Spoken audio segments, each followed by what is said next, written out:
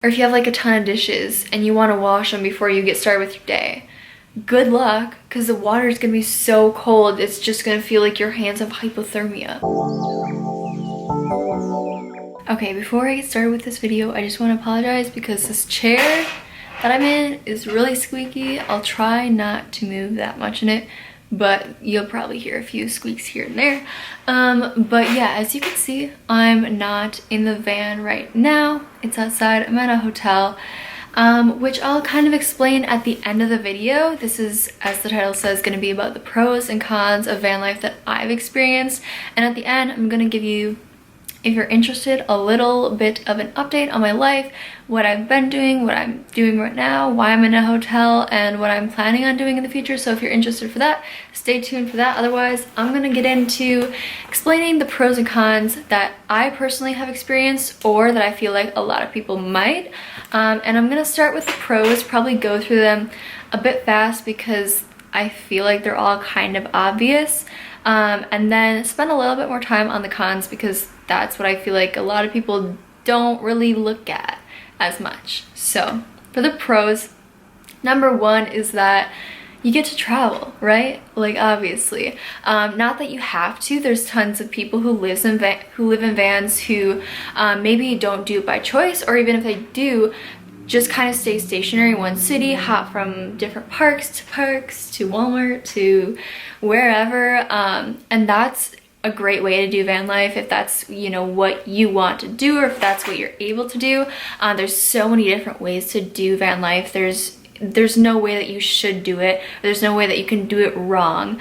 But yeah, the travel aspect of it for me, I'm kind of road tripping. Van life has always been a short-term thing for me in my mind.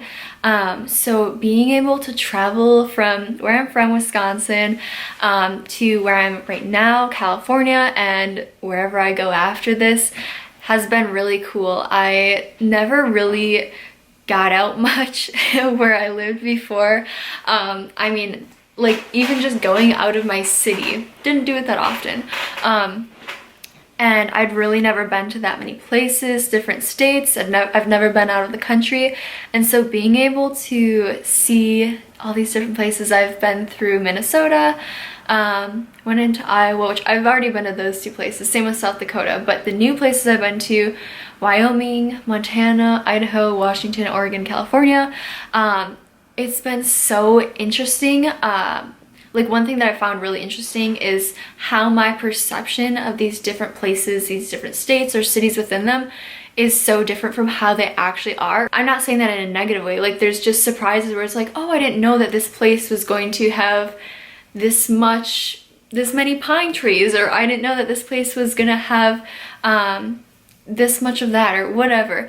There's so many. I find it really cool to kind of compare those two things, what you think something is going to be and what it actually is. And so traveling is why like, a huge reason why I did van life, because I wanted to be able to travel. And it's been like, that's definitely my favorite part of living in a van, is that I've been able to do that. But don't think that traveling or moving from place to place to place is going to make you happy, because that's not how things work. You know, if you think that happiness is in some other time or some other place, then you're never going to find it, because you're just going to continually keep chasing and chasing and chasing something, and you're never going to get there. Because kind of like, you know, this is kind of a dumb comparison, but it's easy to understand. If you're climbing a mountain, if you're hiking up a mountain, you're always thinking about, oh, when I get to that next checkpoint or that next rest break. And then once you get kind of like a little bit into the hike, you're like, okay, I'm almost halfway up. And then once you get towards the top, you're like, I'm almost to the top. And you're just thinking about once you get to the top. And then once you get there, you're thinking about getting down. And once you are like getting down, you're thinking about driving home or whatever. If you're searching for happiness in travel and going to different places and being in different areas every single day, you're never gonna get it. So if you're doing van life, or anything for that matter, for that purpose, it's not gonna work. For me, when I went into van life, I did not expect that, like, this is gonna make me so happy and I'm just gonna love life all the time. I'm glad I knew that, but I've definitely still found myself being like, okay, when I get to that next place, it'll be better. Or when I get to this state, you know, I'll be able to do more of this or have less of this happen to me or whatever. And I definitely, like, I'm aware of it, but it's definitely hard to kind of overcome and get out of that cycle of thinking, okay, it's gonna be better once I get to this next place. And just being present. That's something that I struggle with so much, is just being present and enjoying where I am right now. By far my favorite part of it is being able to have the flexibility to travel. And that's another pro, is you have a lot of flexibility. For most people, for me at least, you know, I don't have any obligations. I don't need to be anywhere. I am not running some sort of business where I can travel for a certain period of time and then I have to go back home to do that. I do have to be back home in December because I have Invisalign, and so I have an appointment in December that I have to go back home for. But I started road tripping in August, so it's not like I had to rush around to do everything. I kind of just set out a plan of where I wanted to go and estimated that it would take me a few months. But yeah, I really have always had flexibility to kind of do things on my own schedule, which has been really fun, especially since I'm 18. This is my first time not living at home. And so it's been super interesting to kind of experience this flexibility and independence in this way for the first time in my life. Being independent, you know, being able to have a completely flexible schedule, do whatever you want, whenever you want, and not have to conform to anybody else. I'm traveling solo. Some people aren't, so that might not be something that everybody has. But for me, I can do whatever I want, whenever I want. I can go wherever I want. I could, you know, just pick up tomorrow and go to LA, or I could drive 13 hours to like Louisiana if I wanted, I suppose. The next pro is that obviously it's a lot less expensive than a lot of other ways of living. Now I will say that you can definitely live for cheaper. I personally, I'll share a little bit of my finances with you. Like I said, I have a whole video on my first month expenses and how I saved up and how I make money on the road, which I go into depth about all those things. But I definitely have not maintained any sort of super strict budget by any means. The first month I spent $1,796. That was a big part of that was because I had a $600-700 repair, which I did get about $150 reimbursed for that, I think, which came in the next 2 months. So that's like, I kind of technically count it as money that I made in month 2 and 3. The next month I spent $1,175, which is, again, more than I feel like I need to spend.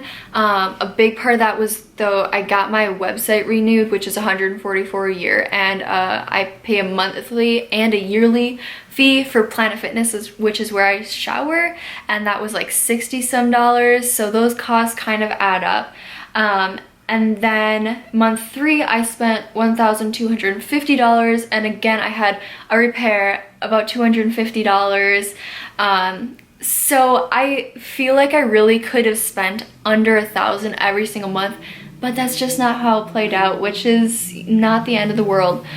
But I have made money in that time. Month 1 I made $0. Month 2 I made about $200 from AdSense, which is the ads that run on my YouTube videos. I made $23 from Amazon affiliate links, and I made $50 for typing up some information and stuff about van life. And then month 3 I made $145 back from the AAA reimbursement, and then $2,900 approximately from AdSense. And now we're into month 4. It's the 18th of November when I'm filming this, and my months start on the 15th because I started van life on August 15th, so I just kind of do like from the 15th to the 14th of the next month and so on. So in month 4 it's obviously like not complete, but I have spent $70 and $78 on this hotel room so far, and some on groceries and gas, but I also made $80 for a project that I was doing at the place that I just did work exchange at for the past few days, and in the next few days will be making about $3,125 from AdSense, which is cool. And so adding those all up, which I forgot to put in the gas and groceries, but let's say that's about 100. I've spent about $4,469 in these 3 months, little over 3 months, and made about $6,515. So that's a difference of 2,046 if I did my math correctly. So I have actually made money over this time.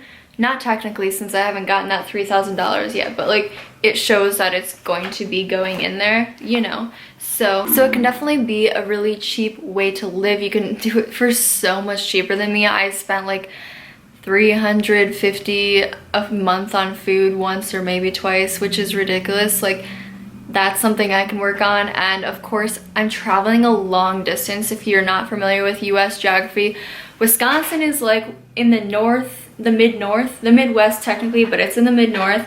And so I drove all the way to Washington, which is in the northwest corner, and then down the coast to kind of Southern California. I'm in Fresno right now.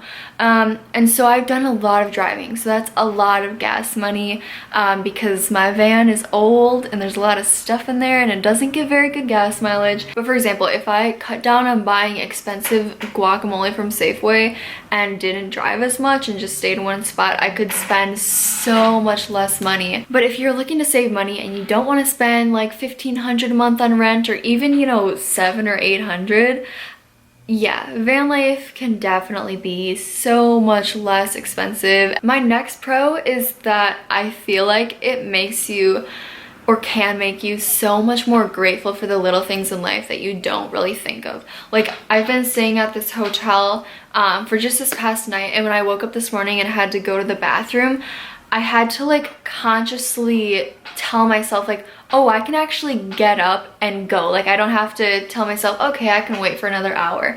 I can actually just walk 20 steps to a bathroom because I don't have a toilet in my van. It just didn't really fit with my budget, my layout, what I was interested in for my build. And so I always have to use public restrooms, which I'm okay with because it's kind of my best option. But it's just so crazy, like a toilet. It's something so simple as a toilet.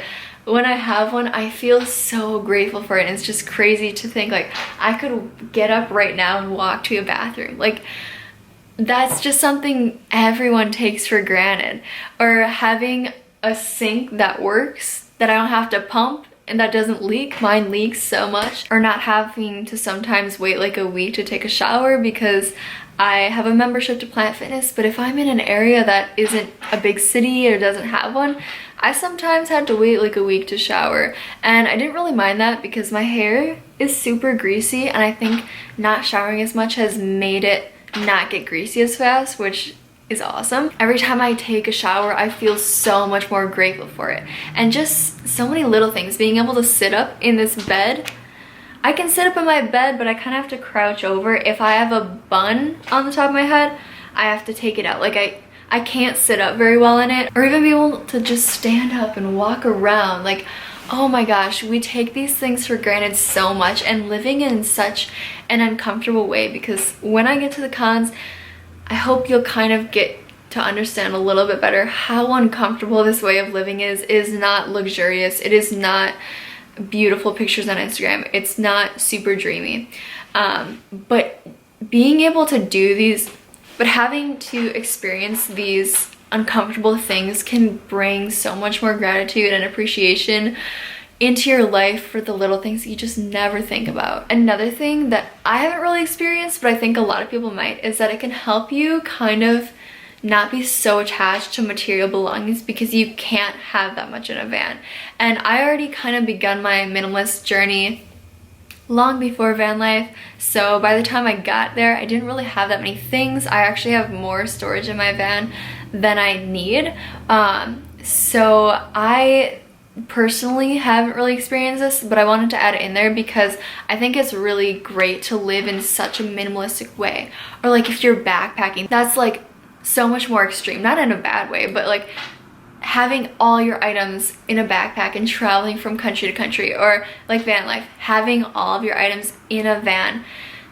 It's so interesting to see how that can affect how you value your objects, and it can really help you to only have things that you need and value, and to get rid of the things that you don't need and that really just kind of take up space. My next pro is just kind of a personal thing, and it's that I've been able to meet so many cool people through me just being like, hey, I'm in this area, does anyone want to meet up with me? This is of course like, you know, you can meet up with people in your hometown or whatever. You don't have to live in a van to do that, and even if you do, you don't have to meet up with people. So like I said, this is just kind of for me. I think I've met up with around 10 people, and every single time it's just been so fun. Like, I've enjoyed my time so much with every single person I've met up with, and yeah, it's just so fun to be able to meet up with like-minded people, because I never really had that very much where I was from, and so yeah, I'm super grateful for that. The last part that I want to talk about is about growth, because like I said, living in a van can be extremely uncomfortable. And I don't mean like physically. It definitely is physically uncomfortable. You can get some back pains if you're bending over all the time.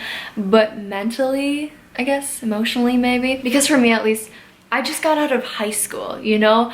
I'm traveling alone. I'm a solo female teenager, thousands of miles away from home. So it can definitely be uncomfortable at times. But because of that, I've learned and grown so much, and in ways that I don't feel like I would or could have had I been doing any other sort of living. And that doesn't mean that van life is like the epitome of growth in a person, but it's just such a different experience from backpacking or going to, you know, Italy and living there for 6 months. There's so many different ways of life, and maybe not like long-term living ways, but just different experiences that give you things that no other experience could give you. Like my experience at the farm that I did work exchange over the past few days is another thing just like that. There's so many experiences just from that specific farm that I had that I could never have learned anywhere else. And I'm so grateful for it. I'm so grateful for going to that farm. Again, I'll talk more about that at the end. But yeah, I feel like I've grown in so many ways, and I suppose I could make another video just about that. I don't know if I ever will, because I think a lot of the things are just kind of subliminally in this video, if you know what I mean. But yeah, I really feel like despite all the cons that I'm about to talk about, this has really been the right experience for me at this time in my life. And yeah, I think those are all the pros that I want to talk about. There's probably more that I'll think about over time. I wrote up my list of pros and cons in like 5 minutes right before I started making this video. But yeah, okay, the cons. These aren't in any sort of order, by the way, but yeah, the first con that I want to talk about is something that I feel like most people probably won't experience, because most people maybe have a little bit more life experience, a little bit more driving experience than me, or are from different parts of the world. But for me, something that I've found to be a huge part of van life in a way that I kind of wish it wasn't, is that I have really became so scared of driving, and I never was before. Like I loved driving before. I haven't been driving for that long. Probably drove for the first time a little under 3 years ago, but I found driving in big cities, driving in an old vehicle that has already had multiple things that have needed to be repaired, and making mistakes while driving that I feel like, oh my gosh, it could have been so much worse. Like, what if this had happened? What if I'd done this? Like, that would have been terrible. I've gotten so stressed from that, and like even today at the hotel where I'm at, I could have gone somewhere to get some food because I have some, but it's not really good enough to make a meal unless I wanted to pop up my stove in the van out in the parking lot. But the road that is by here is so busy, and so I'm like, I'm just gonna stay here, and if I get hungry, you know, I'll just eat some more rice cakes and peanut butter. Like once I leave here, I just want to go on this road and go somewhere that doesn't require a bunch of different turns here and there. And I really started to kind of fear driving and like fear myself driving. When I am driving with other people who drive like way less cautious than I do, I feel kind of inspired. And I don't feel unsafe, but if I were to drive like that, I would be freaking out. I'm like a old grandma driver, I feel like, because I'm just so tense all the time, and I can feel it, and I'll be driving and I'll be like, oh, I should probably not be so tense in my shoulders, or like tense up my legs or clench my jaw.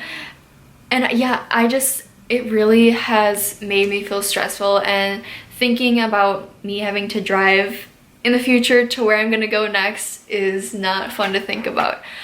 So if you're a young driver like me, maybe don't go for like a full-length school bus or anything. Start with like a minivan, something a little easier to drive, because that's another thing.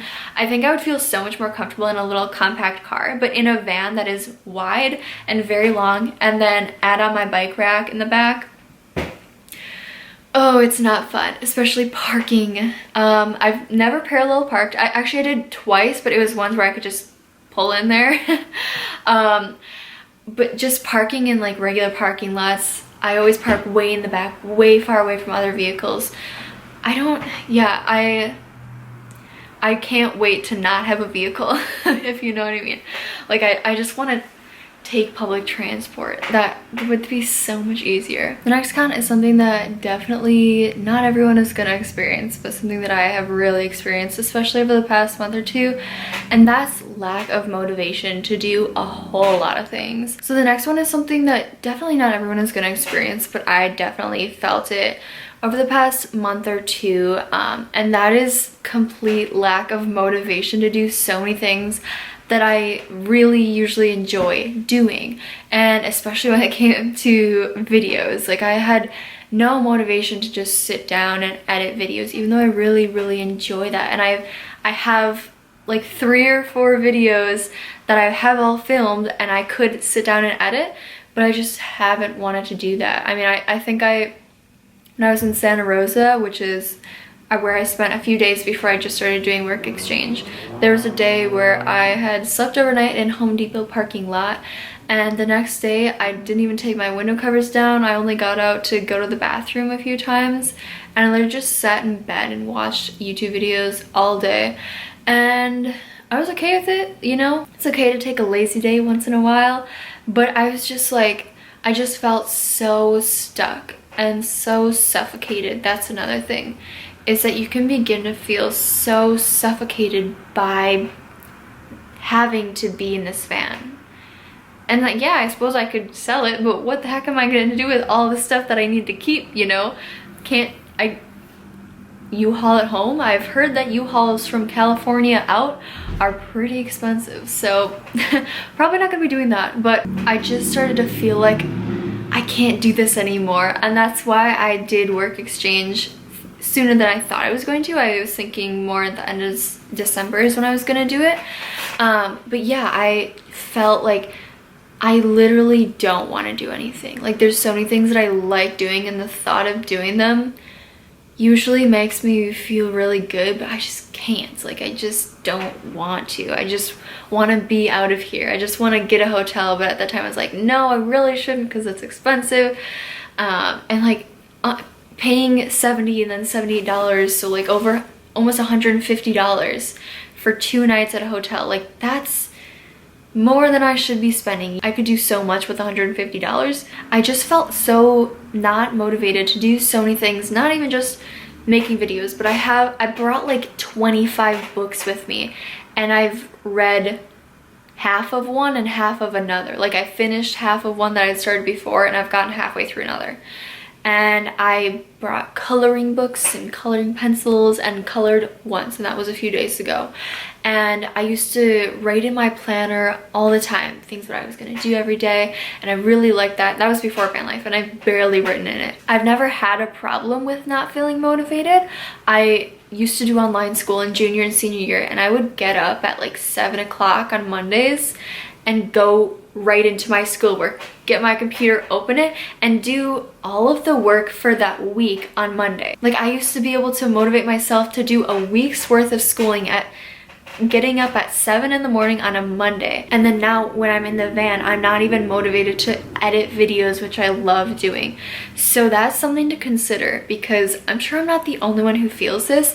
When you're in such a tight, confined space, the suffocating feeling of it, of always being in there, and yeah, you can go out and go to parks and whatever, but you know, you gotta drive to those places. And if you're in big cities and you're me, yeah, it's just so much easier to stay in places that are easy to get to, not much traffic, not crazy roads to get there. And so yeah, sometimes I would go out to parks, but then another thing you have to take into mind is what the weather's like. Sometimes it's rainy, sometimes it's very cold, and you know, you don't want to sit there typing on a computer when your fingers feel like they're gonna fall off. Being in a van can feel so suffocating, and one of the hosts, one of the people who hosted me for work exchange, kind of talked about this with me, and she actually lived in an RV, a stationary one that like stayed in the same place, for like a year, I think, and she has traveled and backpacked Southeast Asia and done a ton of cool things, but she talked about this, and at that time I wasn't really 100% sure like how to really express how I was feeling about van life and how it was negatively affecting me, but she said it in such a way that made so much sense, and I was like, oh my gosh, that's what I'm feeling. But she talked about how it can be very suffocating, and in a way you have independence and you kind of have this freedom, but in a way you're also stuck. You're stuck with this van, you're stuck in it for a lot of the time. You know, the smaller it is, the worse it's gonna be. If you're in a car or a minivan, it's gonna be worse than what I'm in. If you're in a sprinter van or a large RV, it's probably not gonna be as bad, but then there's gonna be other pros and cons to that. There's so many things that are just a little bit harder to do in a van, and you know, it's first world problems, honestly, and these are the things that make you more grateful for the things that you take for granted. But like cooking, for example, I had a portable propane Coleman camping stove, and in order to cook something I would have to slide that out from by my fridge, pop it open, stick the little things in the side of it so that it stays open, and then get the little thing, I don't even know what it's called, but you screw in a thing to the side of it, and then I gotta go to the back of my van, lay over the van, pull my container out, grab out the propane, put that back, put the propane, screw it on there, which always takes me forever. I feel like it's so much harder than you'd think it'd be. Say I want to boil potatoes or something, then I have to pop my faucet up onto where it's supposed to go. Since it leaks, I put it in, I like pull it up into the sink so it doesn't leak all over the place. So I have to put that back, put a washcloth by where it leaks so that it doesn't get water everywhere. Sit there, pump for a little bit until water starts to come out, then pump about 1,000,000 times more until you get a little bit of water, and then put that on there, put the faucet back in there, wring out the washcloth, set it somewhere to dry. Then like, it's a huge process, and no, it's not really that hard, but like doing that every day, oh my gosh. No, there's not a whole lot of people who could motivate themselves to do that, I feel like, and if you can, that's awesome. But I certainly couldn't, and so I would resort to just eating boring meals.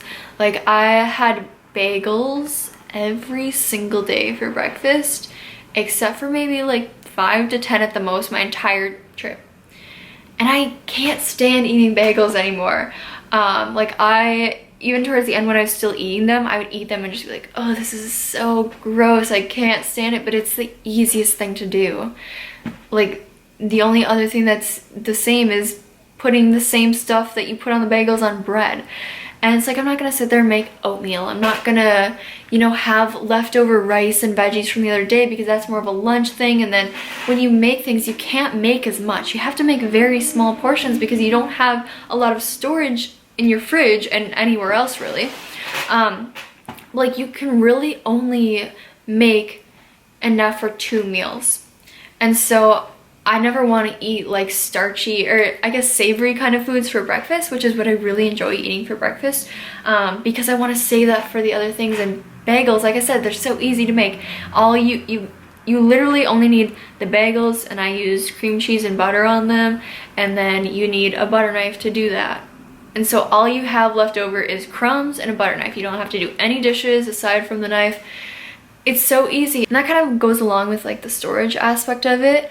You don't have a lot of room for food. So when you go to the grocery store, you can only really buy smaller amounts of things. And so therefore you have to go to the grocery store all the time. And you can only buy small quantities of each product. So if you wanted to buy, you know, some carrots, you better hope the store has them just like loose so you can pick however many you want. Because you can't fit an entire bag of carrots in your fridge. You can't fit a huge bag of Brussels sprouts and some green beans and all these different things. So that makes eating healthy not as easy, because I love making like stir fries or just sauteing up veggies and having rice and whatever, but I really only have room for like a few meals worth of rice. And so then you're constantly going to the store and getting all these things, and it just becomes so easy to just do what's easiest. And that is what makes you lose motivation to do those things, because you're just doing the same easy things over and over, and you don't even want to do those anymore because they're so boring or they're so tiring or you're so over it. You know, you don't have all these luxuries that people don't even really think of as luxuries. Kind of like I said before, you might not have a toilet, you might not have a shower. A lot of people do, a lot of people don't. Or Wi-Fi. You might not have any Wi-Fi. You might have to go to libraries or Starbucks or Panera or McDonald's whenever you want to use Wi-Fi. And that's great if you're not into like using your phone a lot of the times. But you know, if you're someone like me who has a YouTube channel and has a website, it makes it so much easier to just not work on those things at all. And like, I don't need Wi-Fi to edit videos and to upload them to my computer, but I do for when I'm going to upload them to the internet, or if I want to reply to comments, I can use my phone. I luckily have unlimited data. I think I've worked on my website like maybe 3 times so far, because it's just not convenient to do. I have a hotspot, which is, it's like a 15 little gigabyte portable hotspot from Verizon. And it worked great the first 2 months. I actually uploaded a few videos on it the first month, which I realized wasn't a good idea because it drained it pretty fast. But I still, like, I had enough to last me the entire month. And then the second month, I did a 2-hour, 40-minute live stream from it. And it was good until maybe like a week and a half before the end. And then I used it all up like a week before the end of the cycle. And then this past month, after probably only using my computer for like 5 hours, it was like, you only have 10% left, and I literally barely used it. So at this point, it's like, okay, yeah, I guess I could go to the Verizon store and go and get a new one, telling them that it's not functioning right because it should last way more than 5 hours. But I don't have the motivation to do that. Maybe I do now. You know, I've kind of departed from van life for a little bit, so maybe I'll have the motivation to do that now. But before, just thinking of doing that was like, there's no point. And the shoes that I have had a hole in them for a couple weeks, and I just have no motivation to do anything about it. Now I might, but like, I'm kind of talking about more before I started doing work exchange, because that has really helped me in a lot of ways gain a lot of clarity, kind of come back to feeling like more myself in a lot of ways. So maybe I'll have the motivation to do those things now. I'm not sure. We'll have to see. I've never had a problem with motivating myself to do that until van life. But like I said, it's not something that everyone's gonna experience, because everyone's van life experience is different and everyone does it in a different way. And just because you have negative experiences with it, like I have, I guess, it doesn't mean I'm doing something wrong. It just might mean, you know, okay, I couldn't afford a van that I could stand up in. Would I have loved to have one? Yes, but that wasn't in my budget. Or I would have loved to be in a lot more places where the temperature was a lot more mild. But was that really practical for where I wanted to go and kind of where I was? No. And that's the other thing, is I don't feel like a lot of people really get this, but most people don't have heating or AC in their vehicles. You can get a little space heater. I'm not sure how safe a lot of them are, you know, if they, like, I don't know what they run on. A lot of people have said I should get one. I feel like it would be a waste of money for me, so that's why I haven't gotten one, if you're wondering. If it's really hot and if it's really cold, in a lot of cases, if you don't have a lot of money to spend on that, you really can't do anything about it. Like, if it's really hot, I can basically, you know, go out of the van, or I can open my fan and have it blow air in or out or whatever. And if it's really cold, like if it's cold at night, I just have to wear tons of layers to bed and then sleep with multiple blankets on top of me, which is fine. Like, I've only had a few times where I was really cold at night, and that was, I think, when I was in Yellowstone. But then it's like you wake up and you take the covers off and it's freezing sometimes. If it's in the 40s or the 50s, it's not fun when you get up, because then your hands get cold and you don't want to do anything, so you just want to get back into bed. It's like, okay, what do I do in bed? No, I'm just gonna sit here. Like, I can't just sit there. And so you're like, oh, maybe I could read a book. Well, no, because your hands have to be up to do that, and then it's cold and your hands are like freezing and they turn red. And so you're like, okay, I guess I could watch a YouTube video, because like, even just going on Instagram or doing something dumb like that, you gotta use your hands for that. So you just like put your phone up so you can see it and cuddle up with all your blankets and whatever. There have been so many mornings that I've had that have just been not fun because they're cold, and I kind of have to like wait until it warms up to really get my day started. Or if you have like a ton of dishes and you want to wash them before you get started with your day, good luck, because the water is going to be so cold, it's just going to feel like your hands have hypothermia. And then there's of course the fact that moving around isn't very fun. Like, if you get out of bed in the morning and it's not that bad, it's like, okay, you can move about 2 feet and that's all you have. So I'm feeling so cramped, even though I don't feel like claustrophobic, and I have windows in my van, so it feels very open. And I think everybody who's like seen my van that I've met up with, or almost everybody, has been like, wow, that looks so much bigger in person than it does online. So like, it's not the fact that you feel like, oh, this is such a small space, like I feel claustrophobic, but you just really can't move around. Like, you can't stand up and walk 2 feet even in the van that I have. If you have a Sprinter, obviously you can. If you have an RV, obviously. School bus, whatever. But I'm just sharing my experiences, like I said. I think at the beginning, I really felt like there's a lot more cons than there are pros, but for me, the pros outweighed the cons. Now I feel like they're a little more even, just I think because I've lost a lot of excitement about van life. I think since it was so new to me and I was like, wow, this is like such a cool experience, and it still is, but at the beginning I was a lot more excited and therefore more motivated to do all these things. But now I definitely wouldn't mind not being in the van. So I don't really know if the cons have started to kind of outweigh the pros for me or not. They're kind of even. I'd say a lot of people comment on my videos like, oh, that's my dream, like, you're living my dream, I wish I could do that, or like, that seems like so much fun. And yeah, there are great aspects to van life. There's so many memories that I have that I'm gonna remember forever and be like, wow, that was such a cool experience. So like, I'm so glad that I did that, went to that park, like visited this place, or just did van life as a whole. I do not at all regret doing van life, not for a second. But I really feel like even I feel like I show a lot of the negative or the not so fun parts of van life. At least that's what people seem to comment, that people like that I kind of show the more real side of it.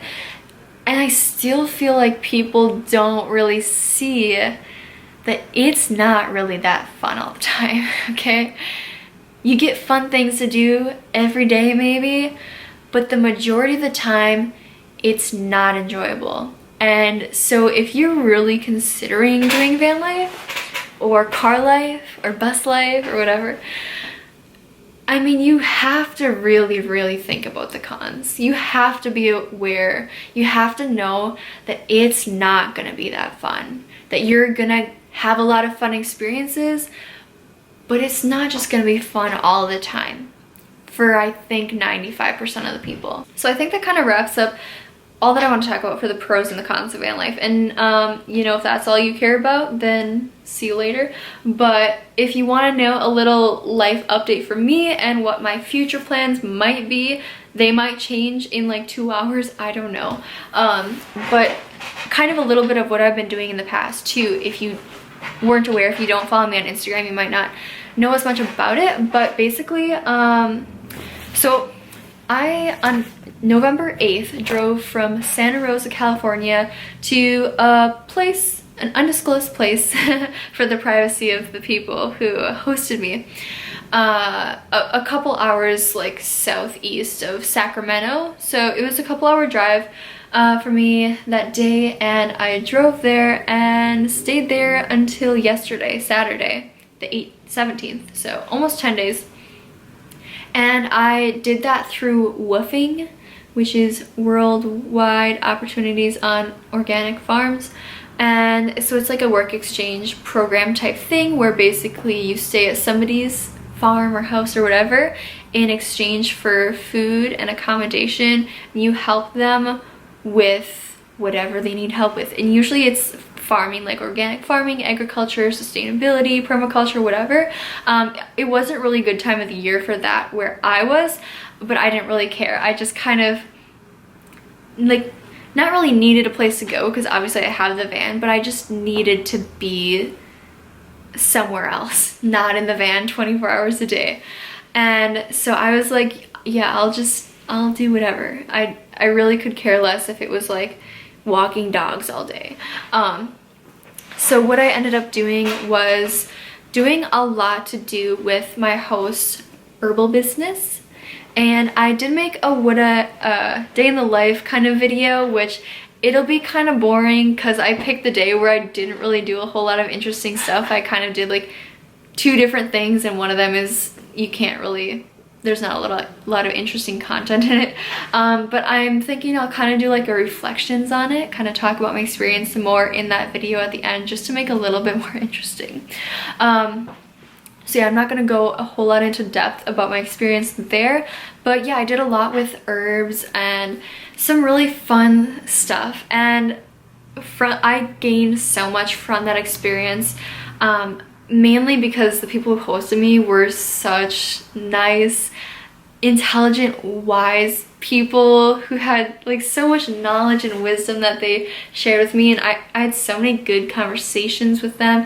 And there also was another woofer there for the first few days I was there, and it was super cool to get to meet her and her stories, and so I had so much fun. I feel like it was a really good time for me to have that experience. And I only stayed for a little bit because they had plans out of the area starting today for a while. So they actually offered me that I could go with them to where they're going, or I could stay at their house and do things while they're not there. But I opted to kind of move on with my journey, even though I had such a good time there, and like it was a really good experience for me. I was actually planning on doing work exchange I was planning on driving from that place to a different work exchange place yesterday, but the guy who was gonna host me had some health issues kind of come up, and so he kind of isn't able to host me, which is okay because obviously like health issues are kind of more important than me. I was really looking forward to that. He wanted me to help him build kind of like this really cool little cabin thing, which would have been really fun, but I feel like it just kind of wasn't meant to be. And so now I got this hotel because I feel like I really need to kind of figure out what I want to do for the next few months of my life. And obviously I could do that in a van, but I wanted Wi-Fi first of all. I didn't want to have to like use my hotspot and then after 2 hours get a message saying that I only had 10% left. And then I also just wanted to have a place to feel a little bit more grounded, not have to worry about moving, not have to be staying in a Walmart parking lot or in some street somewhere or in some park or whatever. I've been doing a lot of researching and kind of trying to figure out what I want to do, and I'm not going to give too many details because my plans aren't finalized and I'll probably change my mind and then I'll have to explain that over again. But I will share something that I still might change my mind on, but I'm kind of thinking maybe what I'll do is, since I'll have to be home in December, around the 19th or the 20th is when my orthodontist appointment is, so around that time I have to be home. And I was originally planning on flying home, but I'm thinking I'll actually drive the van there. So I have about a month or so to kind of do whatever. Like, I'm trying to think, like, what am I gonna do? Because I don't really want to be in the van. I don't really want to do work exchange just because I haven't really been able to find a ton of farms that I'm interested in, you know? And so I'm thinking, what could I do? Could I stay at an Airbnb? Probably shouldn't because it's expensive. Probably not gonna stay at $70 hotels for a ton of time. So I think unless it gets like really bad, back to the point where I was like not motivated to do anything, I'm probably going to continue my road trip and probably gonna go to Death Valley, maybe, then go to Joshua Tree, both national parks in California for those who don't know, and then go into Arizona, maybe go to Saguaro National Park, go into New Mexico, go to Carlsbad Caverns National Park, and then into Texas. Right by there is Guadalupe Mountains National Park. Maybe go to Big Bend National Park, which is kind of like in the southern part of Texas a little bit. Maybe go to some of the big cities in Texas. I don't know. I don't know what I'll do because I feel like that's not really a lot for a month, especially because I'm not gonna spend like a week in Houston, which is a huge city, or something like that. Sometime just kind of shoot up to Wisconsin because I don't want to spend a ton of time like driving through cold weather. So I'll probably like drive 7 or so hours one day from wherever, somewhere in the south, and then 8 the next day, so I don't have to be spending a ton of time in the cold. I don't know. I just thought of that yesterday, so it's definitely subject to change. So I'm kind of thinking I'll do that and then sell the van. If you're interested in the van, if I actually stick to this plan, I don't know if I will. If I actually stick to this plan, if you live like within 4 hours of La Crosse, Wisconsin, and you want the van around mid-December, let me know. We can both drive like 2 hours, meet somewhere, and you can check it out. I don't know. I'm thinking I'll kind of do that and then do some other stuff that I'm still kind of in the works of planning out and seeing what will work. I have to kind of figure out my Invisalign because this thing is like, ugh, it just kind of messes with a lot of my plans. But I have to wait until my orthodontist place is open tomorrow so I can call them so they can remind me about stuff that I forgot, like when in April my appointment will be, and if I'm continuing Invisalign after April, if I'm done that, I don't even know. I think I am continuing after, dang it. But I think no matter what I plan on doing, it'll be a little bit different than what you might think. I don't know. Maybe some of you will kind of guess, maybe not. But I have ideas that are really exciting to me, and so yeah, that's kind of my plans. Happiness cannot be traveled to, owned, earned, worn, or consumed. Happiness is the spiritual experience of living every minute with love, grace, and gratitude.